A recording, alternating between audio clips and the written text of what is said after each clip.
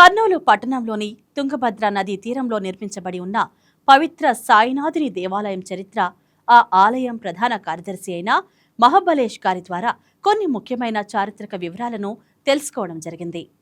దైవం మానవ రూపంలో అవతరించు ఈ లోకంలో అన్న సాయి నామం భక్తులకు ఎంతో సుపరిచితం. అయితే శాంతికి నిలమైనటువంటి సాయిబాబా క్షేత్రంలో ఎవరైనా సరే ఎలాంటి మెంటల్ టెన్షన్స్ ఉన్నా సరే సాయి మందిరంలో సాయిని పూజించి ప్రశాంత వాతావరణంలో కూర్చుంటే మాత్రం వాళ్ళకి ఆ టెన్షన్స్ అన్ని కూడా తొలగిపోతాయి అంటారు. అలాంటి సాయినాథుడికి దక్షిణ భారతదేశంలోనే మొట్టమొదటిసారిగా విగ్రహ రూపంలో ప్రతిష్ఠించి ఆలయం నిర్మించారు. పైగా ఎక్కడా లేని విధంగా నక్షత్ర ఆకారంలో నిర్మించారు. అది కూడా పవిత్ర తుంగభద్ర నది తీరంలో కర్నూలు పట్టణంలో నిర్మించడం విశేషం. ప్రస్తుతం దక్షిణ శ్రేణిగా పేరొందినటువంటి కర్నూలు సాయినాథుడి ఆలయ చరిత్ర గురించి ప్రత్యేక కథనం ద్వారా తెలుసుకునే ప్రయత్నం చేద్దాం. ఓం సాయిరాం. కర్నూలు నగరం నందు పవిత్ర తుంగభద్ర నదీ తీరాన్ని వెలిసినటువంటి షిరిడి సాయిబాబా దేవస్థానం ప్రపంచంలోనే మొట్టమొదటి దేవస్థానంగా ఇది పిలువబడుతుంది. ఎందుకంటే బాబా గారు షిరిడిలో ఉన్నప్పుడు బూటీవాడ అనే ఒక మందిరాన్ని నిర్మించారు.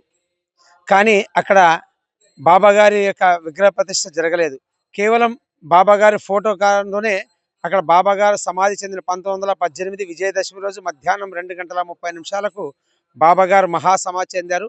అప్పటి నుంచి 1956 వరకు అక్కడ విగ్రహ ప్రతిష్ఠ లేదు. 1956లో అక్కడ విగ్రహ ప్రతిష్ఠ చేశారు. కర్నూలు నగరంలో చూసిన తర్వాత మన దేవాలయం 1949లో ఇక్కడ భూమి పూజ చేయడం జరిగింది. ఈ భూమి పూజ ఎందుకు ఎలా వచ్చిందంటే, మొదట ప్రతిరోజు వీరస్వామి అయిన భక్తుడు ప్రతిరోజు తుంగభద్ర నదీ తీరానికి వచ్చేవాడు.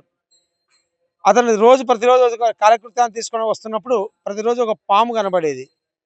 ఎందుకు ప్రతిరోజు ఇదే టైంలో పాము కనపడుతుందని చెప్పేసి అతను పాము వెంబడిస్తే అది ఒక పుట్ట దగ్గర పోయి నిలబడింది. అది తెలుసుకున్నట్టు వెంటనే అన్నపూర్ణమ్మ అనే భక్తురాలకు ఇట్లా పాము కనబడి చూసిరని అతను చూపించాడు. చూసిన తర్వాత ఆమెకు అన్నపూర్ణమ్మ గారికి బాబా నాగపురంలో దర్శనమిచ్చి ఇక్కడ మందిరం నిర్మించామని చెప్తాడు.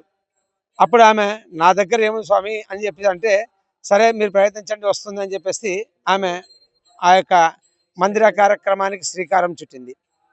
ఇది 1949 10వ తారీఖు మే నెల 10వ తారీఖు 10/5/1949లో ఇక్కడ భూమి పూజ చేయడం జరిగింది. 2 సంవత్సరాల అనంతరము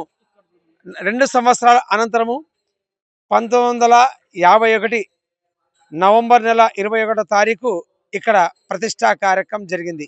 ఈ కార్యక్రమానికి వీరస్వామి గారు, అన్నపూర్ణమ్మ గారు ఇద్దరు కలిసి ఇక్కడ దేవాలయం ప్రతిష్ట చేయడం జరిగింది. ఆ రోజు నుంచి ఈ రోజు వరకు దేదీప్యమానంగా వేలాది మంది భక్తాదులు అంతా వచ్చి స్వామివారి దర్శనం చేసుకుంటున్నారు. స్వామి ఎప్పుడు కర్నూలులో ఇంత పెద్ద దేవాలయం ఎక్కడ లేదు. ప్రపంచంలో మొట్టమొదటి దేవస్థానం పిలువబడి ఈ టెంపుల్ నక్షత్రాకారంలో ఉంటుంది. ఈ యొక్క టెంపుల్ కూడా ఏ ఇంజనీరు కట్టింది కాదు. మనలో మునకసిముడు అంటే ఉప్పరోళ్ళు అంటారు కదా, అయ్యా ఉప్పరోళ్ళు అంతా కలిసి ఈ డిజైన్ చేస్తే బాగుంటుంది అని చెప్పేసి వాళ్ళ ప్లాన్తోనే కట్టబడింది ఈ దేవాలయం. అప్పటి నుంచి ఇక్కడ దేవాలయం దర్శించుకోవడానికి వేలాది మంది, అప్పట్లో మనకు వాహనాలు లేవు, ఎద్దుల బండ్ల మీద వచ్చి ఇక్కడ స్వామివారి దర్శించుకొని పోయేటోళ్ళు. సాయంత్రం అయిన తర్వాత 5 అయిన తర్వాత పల్లెవాళ్ళు, చుట్టుపక్కల పల్లెవాళ్ళంతా వచ్చి స్వామివారి దర్శించుకొని భజన కార్యక్రమం చేసేవాళ్ళు. రాసులు లడ్లు కూడా ఇక్కడ పోసేవారు. వచ్చిన భక్తాదులందరూ కూడా ఆ లడ్డు పంపిణీ చేయడం జరిగింది. అలాగే ఇలా జరుగుతున్నప్పుడు 1959 విగ్రహ ప్రతిష్ఠ అయిన తర్వాత షిరిడి సంస్థానం వారు 1953కు వచ్చి ఈ దేవాలయం దర్శించుకున్నారు.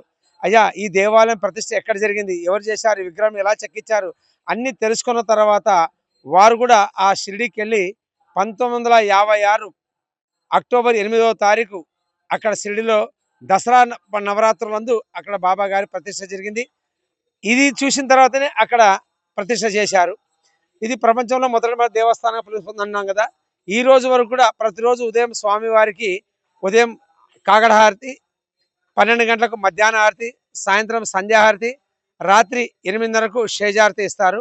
గురువారం మాత్రం 9:30కి ఇస్తారు. అలాగే కొన్ని ఏండ్ల నుంచి ప్రతిరోజు ఇక్కడ బాబాగా అన్నప్రసాదం జరుగుతుంది భక్తుల కోరిక మేరకు. గురువారం మాత్రం ఎట్టి పరిస్థితుల్లో ఖచ్చితంగా వేలాది మంది భక్తాదులు వచ్చి స్వామివారి యొక్క ప్రసాదాన్ని